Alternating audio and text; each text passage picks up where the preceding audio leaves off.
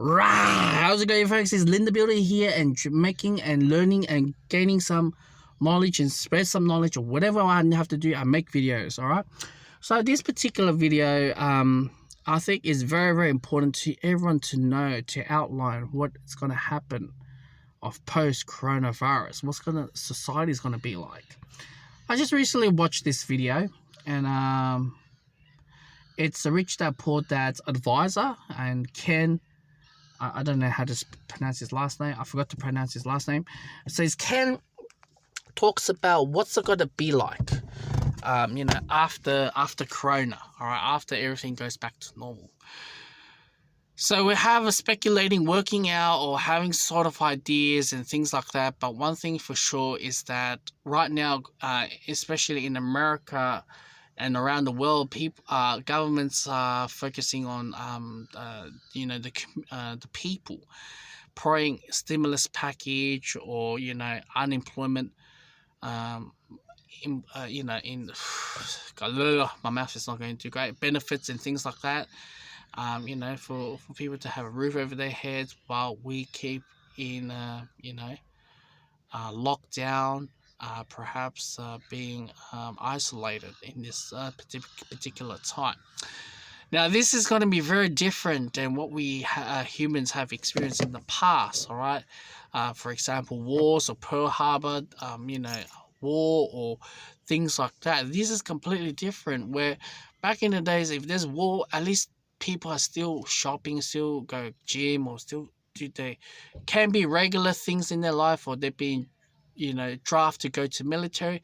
That's one part. But this time is a bit more different, where the government has forbidden certain business to open or certain jobs to open as well, and jobs and the industry only opens under the guideline of the government. Perhaps working from home, or having mask, or having some PPE on you, so like the hand sanitizer or things like that. And what we do see currently is, I know we're predicting, but what we're seeing right now is the internet online industry is booming right now. The hygiene care, this sort of area has boomed as well. What we see on decline is probably like the hospitality, retail, travel industries, and it's just a whole chunk. Now, according to that video, it stated that 40% of the jobs will be permanent gone forever. And they made a really good point when they made the video, stating that, all right, so we're in a lockdown, and let's just say we're in a lockdown next 3-4 months, right? Let's just think of that way, or 6 months, or 8 months, or God knows how many months, right? The longer, it makes worse. And he stated that he knows his friend who owns hospitality, and he has 26 bartenders, right? If 26 bartenders, if he gave them a call after 6 months later, and out of these 26 bartenders, who will come and rock up back to work, right? And this is a battle between the government or the employer, because the government is giving out stimulus package. For example, in Australia, they're giving out every fortnight, right? I don't know how America works. Like, they work fortnightly, weekly, or just a wave of stimulus package. But he made a real good point. How business would react to today as well, because we need to drive this consumerism, all right? Neoliberalism, consumerism, and so what is the other word? Gosh, man. You have to drive people to go out and spend. How do you get to that stage? And he said on the video that the government should focus more on businesses and pour money into it, will be a better outcome in the long run than pouring money to the people. Now, I'm in the when I hear that, I'm just there. I'm like, okay, you pour money on business, that's all right. Business get money, and perhaps if there's employers will keep on their staffs, or maintain their staffs in the job line. But the problem right now, the consumerism market is very, very weak, but nowadays, like, companies are trying, especially buying white goods or buying a car nowadays is having some attractive,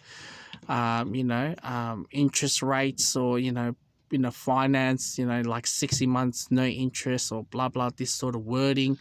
It's a lot longer.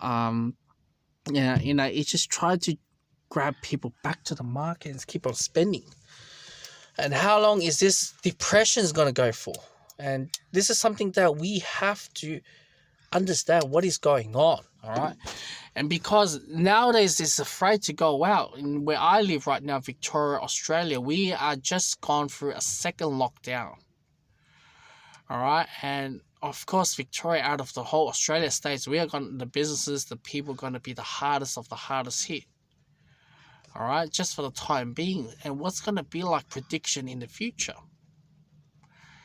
If when I study social work and I look at the history on the past and how unemployment benefits was introduced, right? And I'll give you a bit of history lesson, a very quick guideline. In the Britain, they had a thing called working house. So any those who are unemployed, or perhaps they're elder or disabled, can go there and work in return of food, accommodation, but in return of work. And obviously their harsh condition or the jobs is the hardest of the hardest. The government tried to push. It went from church-based, charity-based, to a government-bodied, and what it becomes. And they shame and blame those who are unemployed. But back in the days, jobs were seasonal, all right? And you have that. And after the World War II, they started to realize that those who are unemployed was a natural thing. It wasn't because they don't want to work. Because even though after the recent couple of decades, there's a lot more people under the unemployment because of there's no work, there's underemployment. And when you have that, then they're just putting name shaming on those who are getting on the welfare state or social security state, or lining up the queue, or being being a burden of the society. So that's where they came through. They started to realize after war, then people comes back from the war, they have to get a job. Now, obviously, Second World War, the interesting part is the woman taking the role of the man's role, where the man's drafted to go to the military, where women would stay in the country and taking the man's jobs, or perhaps taking some nursing or a couple of jobs in the military. And which we see that once we came to Australia, there was no jobs, and they have government funding and things like that. When you have that going on, right, and then you build a family, there's always industrial. It was industrial booming during that time. Then when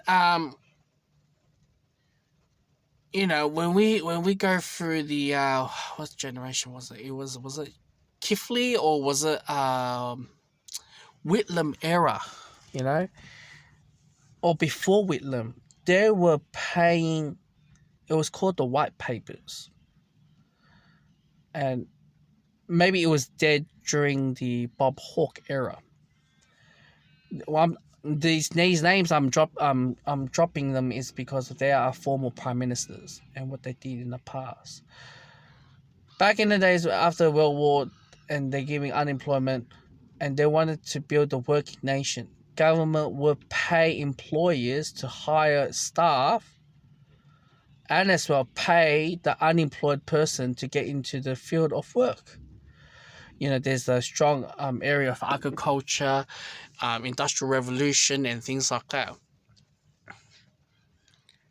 Then when after that came on board, what is right now? We have just entered the informative generation, which means this is above the technological. Right now in technology, we have just transitioned to informative, which is another word, AI, and 5G is included, the whole thing, cloud, and everything. I don't know how we're going to bounce back from this prediction, because shops, small business is the ones that's going to be get rid of. They said on that video, 50% of the people, the business holders, cannot survive. The ones is winning is the multi-corporation big companies, macro businesses, all right? Micro businesses suffer the most, the hardest, right? Now, what are we going to look for in the prediction in the future? I don't know. But what I can tell you, and my thoughts, is that it's going to get darker. It's not going to get any better. Because now people fear of going out. And even if the government has paid business employers to keep on opening their doors, you don't know by that time the coronavirus figures, are they still increasing like America, or decreasing, or stabilize. We could see that the Sweden model. They let people roam around, and yet they have skyrocketed their coronavirus cases. Should we spread it to everyone to get immune to it or not? So there's so many factors, prediction going on, and it's not looking too good. Where I'm staying, obviously, the longer is this going to drag on, the longer it's going to destroy even further. But we're not sure how is this going to come through. Now, recently, these couple of weeks, Australia just opened their flights for those Australian citizens and PR residents from other countries that's been locked down during the period that unable to come to Australia, who came to Australia, and now they are affecting this new wave of coronavirus, which is mutated and a lot more deadlier. God knows how deadly is this going to be in the upcoming years. So this is a huge problem. All I know is that the shop owners will be affected a lot. They have to pay a lot of money on the hygiene care, and a lot more staff, security, limiting of the people coming in and out. Online business is booming. People don't have to go out. They just tap their card or put their card online, and bang, they got their staff coming the next day or coming next couple of days, and they're having that. But the face-to-face industry is on decline. Physical cash is declined, and this is going to be a new world that we're going to entering. And whether this is going to be good or bad, that is very hard to tell, because now there's nothing much we can do about it. So yeah, that's the video, mate. I have to definitely make more of these videos to understand a lot more.